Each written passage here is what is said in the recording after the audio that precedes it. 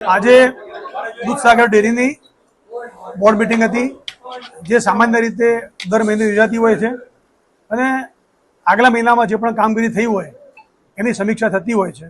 એ પ્રમાણેની જે દર મહિને રૂટીન મિટિંગ મળે એ મિટિંગ આજે મળી હતી.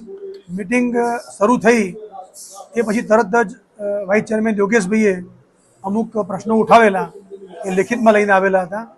એ બધા જ પ્રશ્નોના અમે એમને શાંતિપૂર્વક જવાબ આપ્યા અને લગભગ એનો સમય 1 થી સવા કલાક જેટલો સમય એની અંદર ગયો અને શાંતિપૂર્વક બધા જ એમને જે પણ પ્રશ્નો પૂછ્યા એના અમને ખુલાસા કર્યા. મારા હાથમાં જણાવવું છે કે દૂધસાગર ડેરીમાં 4.5 વર્ષથી સત્તા પરિવર્તન થયા પછી દૂધસાગર ડેરીના 2.5 લાખ જેટલા જે પશુપાલકો છે એ પશુપાલકોને દૂધના સારા ભાવ મળે, વર્ષના અંતે સારો ભાવ વધારો મળે અને એ પ્રમાણેની કામગીરી કરવાથી આજે આ બધા જ પશુપાલકો ખૂબ ખુશ છે.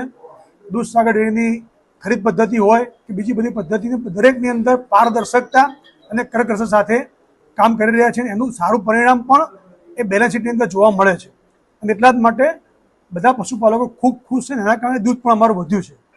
વાઇસ ચેરમેનશ્રીએ જે પ્રશ્નો પૂછ્યા હતા એના બધા જ અમે ખુલાસા આપ્યા, છતાં પણ એ પછી ઉગ્ર થઈ ગયા અને ઉગ્ર બોલાચાલી કરવા લાગ્યા, અપશબ્દો બોલવા લાગ્યા. છતાં પણ અમારા બોર્ડના સભ્યોએ એમને સમજાવ્યા કે તમે વાઇસ ચેરમેન છો, તમને આ શોભતું નથી. છતાં પણ એ મર્યાદા ચૂકી અને ખરાબ શબ્દો બોલતા હતા. એ પછી બોલ્યા પછી અમે લોકોએ પણ એમને સમજાવ્યા. સમજાવ્યા પછી એ આ જે વાત કરે છે હાથ ઉપાડવાની બધી, એ બિલકુલ પાયવેવણી વાત છે. એ જાતે જ બોર્ડ છોડીને નીકળી ગયા છે અને એ એમને રોકવાનો પ્રયત્ન પણ કર્યો કે તમે લોકો બેસો, પણ એ બેઠા નથી અને પોતે બોર્ડ છોડીને નીકળી ગયા છે. સાહેબ, આપ માનો છો કે જે આ આક્ષેપ લગાવ્યા છે પાયાવેવણો છે, કોઈના હાથો બની ગઈ છે? બિલકુલ આક્ષેપ પાયાવેવણો છે.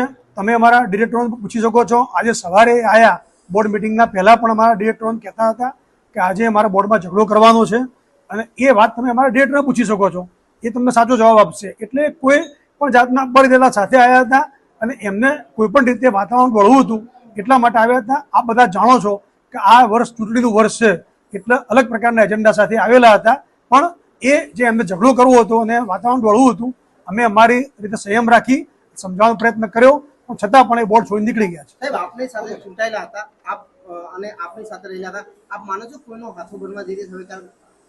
એ તો એમને પોતે જે જવાબ આપી શકે, પણ જે અત્યારે જે પ્રમાણે વહીવટ સારો ચાલી રહ્યો છે, સમગ્ર ગુજરાતમાં સુવાસ ફેલાયેલી છે અને હું આપને બધા પત્રકારો વિનંતી કરું છું કે 2.5 જિલ્લાના જેટલા પણ પશુપાલકો છે, 1200 જેટલા ગામો છે અમારા, આ ગામોની અંદર જઈને તમે કોઈ પણ પશુપાલકને પૂછી શકો કે દૂધસાગર ડેરીના વહીવટથી તમે સંતોષ છે કે નહીં, અને એ કોઈ વાત કરે તો તમે એને એ વાત તમે જાણી શકો છો. એટલે આટલો સરસ વહીવટ ચાલતો હોય અને વહીવટને બદનામ કરવા માટેનું આ કાવતરું છે.